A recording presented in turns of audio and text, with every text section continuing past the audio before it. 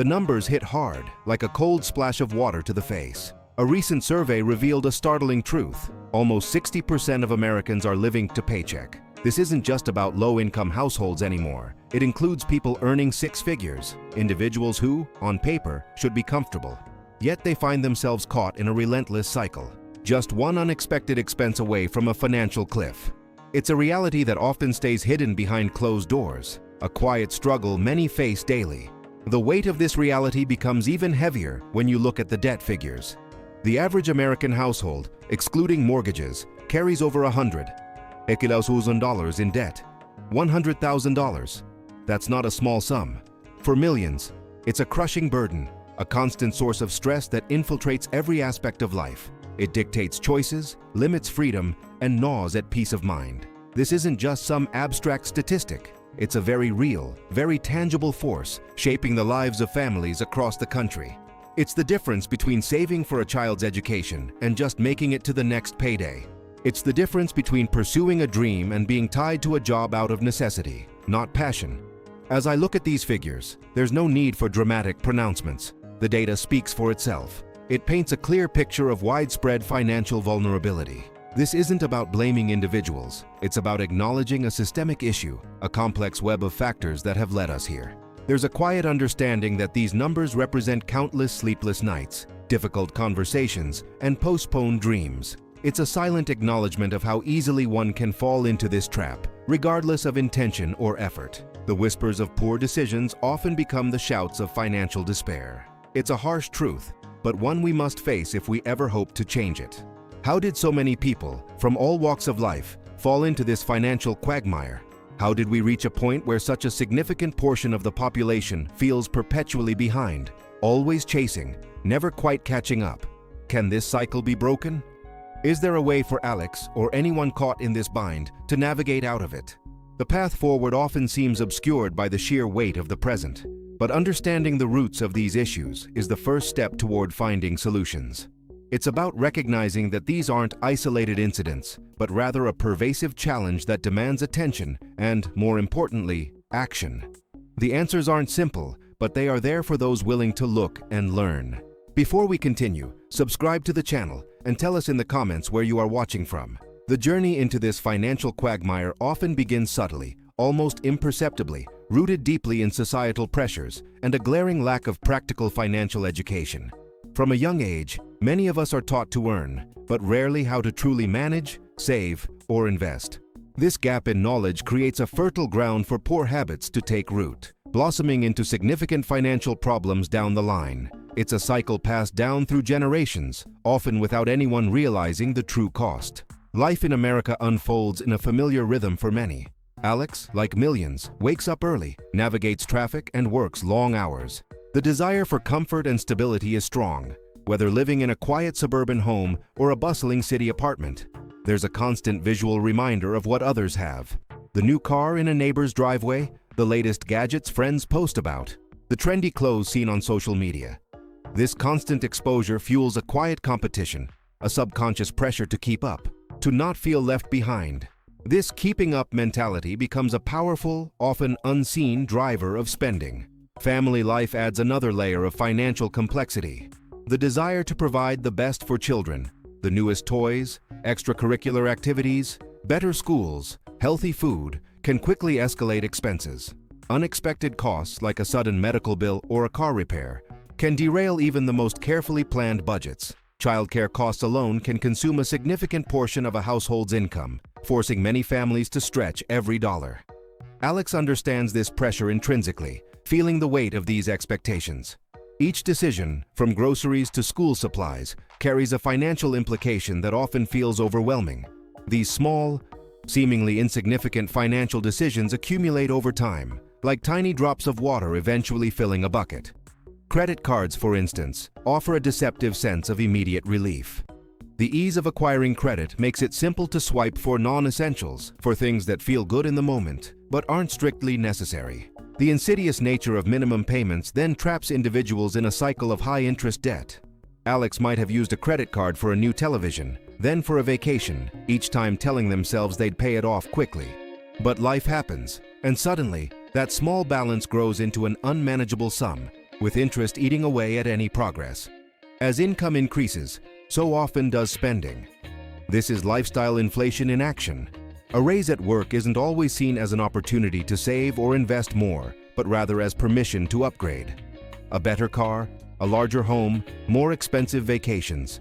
These become the new normal. Alex might have started earning more, but instead of seeing their savings grow, they noticed their expenses rise in parallel. Preventing any real wealth accumulation, this constant upgrade cycle ensures that despite earning more, true financial freedom remains elusive. Then there's the lack of an emergency fund. For many, the idea of setting aside 3 to 6 months of living expenses feels like an impossible dream. Without this safety net, any unexpected expense becomes a crisis. A broken appliance, an urgent home repair, or an unforeseen medical bill can force Alex to rely on credit cards or high-interest loans, deepening the debt spiral. These real-world scenarios highlight the fragility of a life lived without a financial buffer. Ignoring retirement planning is another common pitfall. The future seems so far away, and present needs feel so pressing. The belief that there's always more time to save for retirement means years of valuable compounding interest are lost. Alex might have thought, "I'll start next year," for too many years, only to face the harsh reality that time, in the world of investments, is a precious, non-renewable resource. The emotional toll of these financial habits is profound, often subtly undermining well-being. Stress and anxiety become constant companions. The worry about bills a persistent hum in the background. The inability to save creates a fear of financial ruin, a gnawing uncertainty about the future. Money becomes a leading cause of conflict in relationships, stemming from differing spending habits or hidden debts, creating a rift between partners. Alex often felt this tension, the unspoken concern about money weighing heavily on their interactions with loved ones. These habits lead to lost opportunities. Financial obligations can limit career choices, forcing Alex to stay in a job they dislike simply to pay the bills. Travel, personal growth, and pursuing passions often take a back seat to the relentless need to earn. The keeping up mentality, amplified by social media, creates immense pressure to maintain a certain image, leading to unsustainable spending and a deep sense of dissatisfaction beneath the surface. It's a silent battle fought daily, draining energy and hope. The constant pressure, the endless cycle of earning and spending, eventually led Alex to a breaking point. It wasn't a single catastrophic event, but a series of smaller disappointments culminating in a profound realization. A job loss, though temporary, had revealed the true depth of their financial vulnerability. The small emergency fund vanished in weeks, and the credit cards, once a source of convenience, became a lifeline, pulling Alex deeper into debt. The stress was unbearable, affecting sleep, relationships, and overall well-being. It was in this moment of quiet despair that Alex decided something had to change. This wasn't just about money anymore. It was about reclaiming control of their life. The first step was difficult, a humbling admission of past mistakes. Alex began actively seeking financial education, not just quick fixes, but fundamental principles. Online courses, once ignored, became essential learning tools. Books on budgeting and debt management, previously dismissed as boring, were devoured. Alex even considered consulting a financial advisor, understanding that sometimes an outside perspective is crucial. This wasn't an overnight transformation, but a conscious, deliberate commitment to change, one small decision at a time.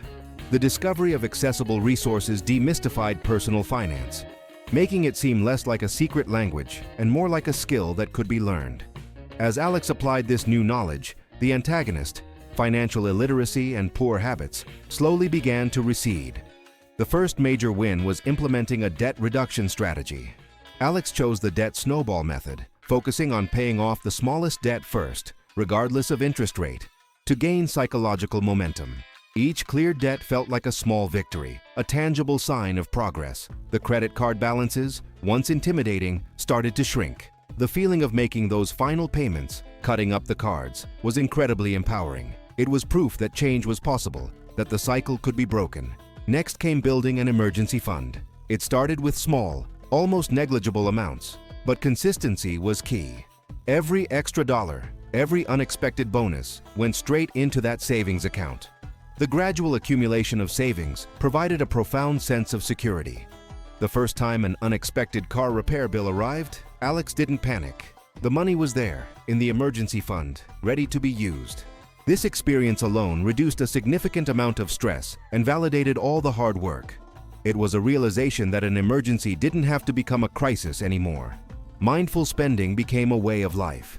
Alex learned to distinguish between needs and wants, making intentional purchasing decisions rather than impulsive ones. The joy of deferred gratification replaced the fleeting satisfaction of immediate consumption. Before every purchase, Alex would pause, asking, "Do I truly need this? Does it align with my financial goals?" This simple practice drastically cut down on unnecessary expenses and redirected funds towards savings and debt repayment. Then came the exciting step, investment beginnings. Even with small amounts, Alex started contributing to a retirement account, understanding the incredible power of compound interest for long-term wealth building.